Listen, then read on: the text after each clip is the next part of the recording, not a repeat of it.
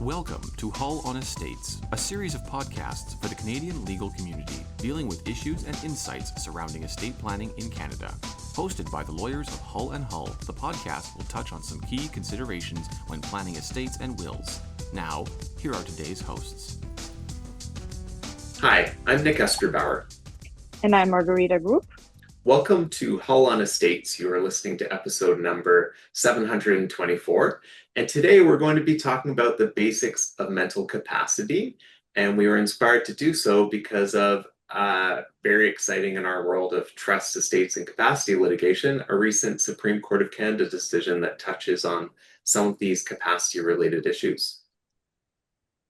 So I think a good way to start off this podcast before we get into that decision itself is to just take a minute to review some of the basics of mental capacity. So in our practice, obviously, we're dealing every day with some trends that we're seeing because of our aging population. Canada's population, as our listeners will already know, is aging. We're seeing more and more numbers of seniors than we've ever seen in the past. And there is a trend that at higher ages, people are more likely to suffer from dementia and other health conditions that may alter or affect their mental capacity and their cognition. Now, I do want to point out that cognitive functioning is not exactly the same as mental capacity. So when we see things like cognitive screening tools in the medical records we're reviewing on a will challenge file, and a very poor score on a mini mental status examination, for example, that doesn't necessarily mean someone's incapable, although it can be a sign that things are on the decline.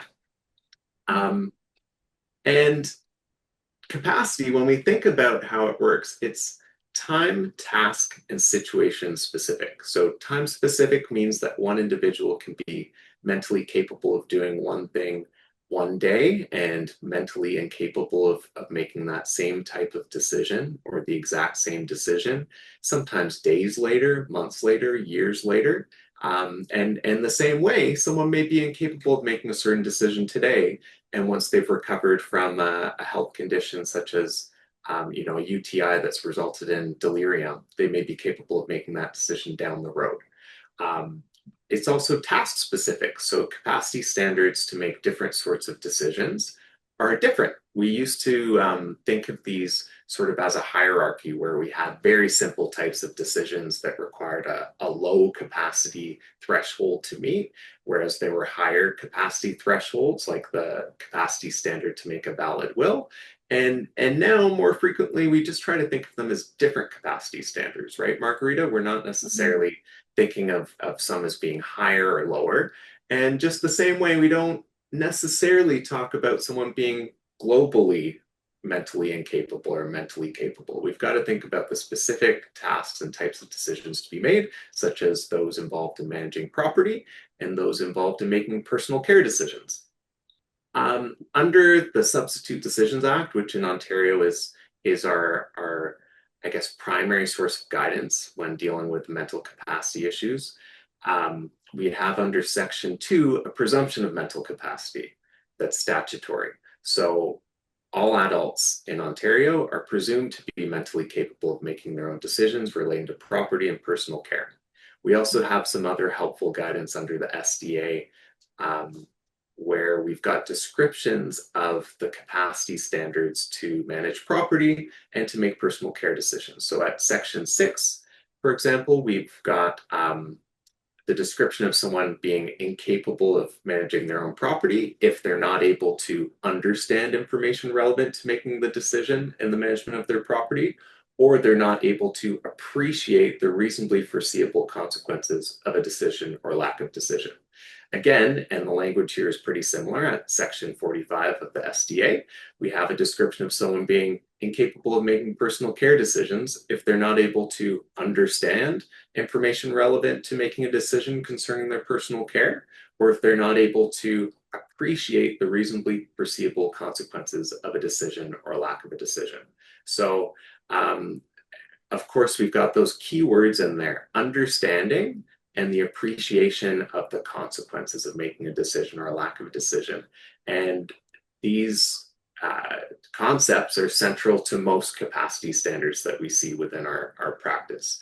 And of course, where the guidance we have under the SDA may fall short, we've got some help under the case law, existing case law that shines further light on what these capacity standards look like, and often, in real life, how they can be applied. So for example, we have, and it's sort of similar to the decision that Margarita is going to talk about, the Supreme Court of Canada decision, but we had a 2017 decision of the Ontario Superior Court of Justice in Wang and Braga, which set out the capacity standard to retain and instruct counsel. So there, the court found that required the ability to understand, again, we have the word understand, the nature of the court proceeding, the ability to appreciate reasonably foreseeable consequences of self-representation, the ability, again, to appreciate responsibilities of a lawyer and the nature of the services of a lawyer, the ability to, again, understand and, again, appreciate nature and context of legal decisions to be made and consequences of a decision or lack of decision. And lastly, the knowledge, understanding, and ability to process different options presented by a lawyer. And what I liked from this decision is that the court looked at it a bit more practically and considered, okay, let's consider whether this person has the ability to weigh the pros and cons in providing those instructions. So not just looking at the theory of it, but taking it into a real context. So I think that hopefully gives us a good introduction to this recent decision that has us excited this summer. Yeah, this was a great introduction. Thank you, Nick. I do want to know that this is a criminal matter that was in front of the Supreme Court. We'll add the link to it in our website, but the citation for it is the case is RV Bharwani, and the citation is 2025 SCC 26. And it is a Supreme Court decision that is dealing with the capacity for fitness to stand trial in criminal matters. So in this case, Mr. Bharwani was charged with first-degree murder for killing his roommate back in 2013. And Mr. Bharwani had a history of mental health issues and was actually, shortly after the murder, he was diagnosed with schizophrenia and various other mental disorders. During pre-trial proceedings, some concerns were raised about his fitness to stand trial due to his mental health, but a jury ultimately found him fit to stand trial. During the trial, Mr. Bharwani represented himself after he discharged his counsel, and he raised the defense of being not criminally responsible on account of mental disorder, but was convicted of first-degree murder anyway. The following procedural history kind of followed after the decision. He appealed the decision to the Court of Appeal, arguing that he was unfit to stand trial and sought the introduction of fresh evidence from two psychiatrists regarding his mental state. The Court of Appeal of Ontario ultimately dismissed his appeal and the motion to reduce fresh evidence, affirming that he was fit to stand trial, and he proceeded to appeal it to the Supreme Court of Canada. The Supreme Court of Canada ended up also dismissing the appeal, and the majority opinion for this decision was written by Her Honorable Justice Obonswin. And the court ultimately held that the accused is fit to stand trial if they can make and communicate reality-based decisions in their defense, even if not in their best interest, as long as they are not overwhelmed by delusions and hallucinations at the time. And the court found no error in the Court of Appeal's decision to dismiss the fresh evidence, as it would not have affected the trial's outcome anyway. And I just want to add one brief quote from Justice Obonswin's reasons for the majority. There's a very thorough analysis that followed, but this is sort of the one that encompasses the decision generally.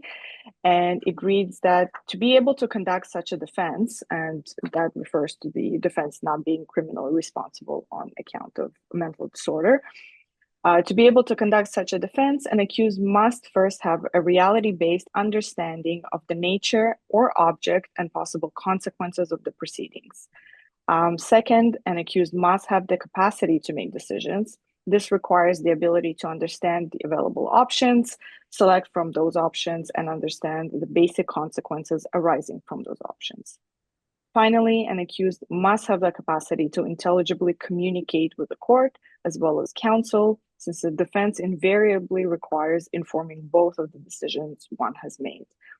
And this is sort of consistent with our understanding of capacity and the SDA, which is the part that you've covered at the beginning. Yeah, so it's a really great decision, I think, because it reinforces those concepts of understanding, appreciating reasonably foreseeable consequences of a decision or lack of decision, and it also ties in really nicely the reality-based component of it, because of course we're not making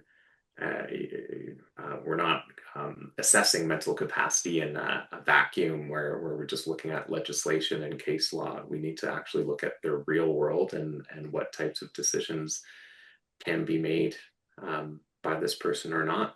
And I think it's really important to remember when we're considering these standards that we sometimes need to look beyond the legislation, beyond the case law, and really stay rooted in reality when we're assisting clients in navigating any kind of capacity issues. Mm-hmm. So I think that probably concludes our podcast, Margarita. Thank you so much for podcasting with me. I'm Nick Esterbauer. And I'm Margarita Grup.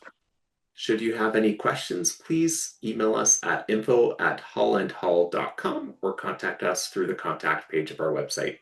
Thanks. Thank you.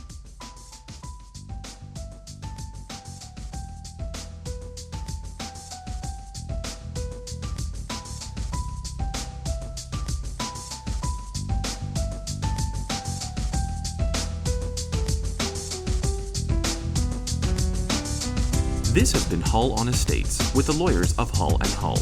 The podcast you have been listening to has been provided as an information service. It is a summary of current legal issues in estates and estate planning. It is not legal advice, and you are reminded to always talk with a legal professional regarding your specific circumstances. To listen to other podcasts or to leave a question or comment, please visit our website at hullandhull.com. Our theme music is Upper Structure by DJ A Kid and is courtesy of the PodSafe Music Network.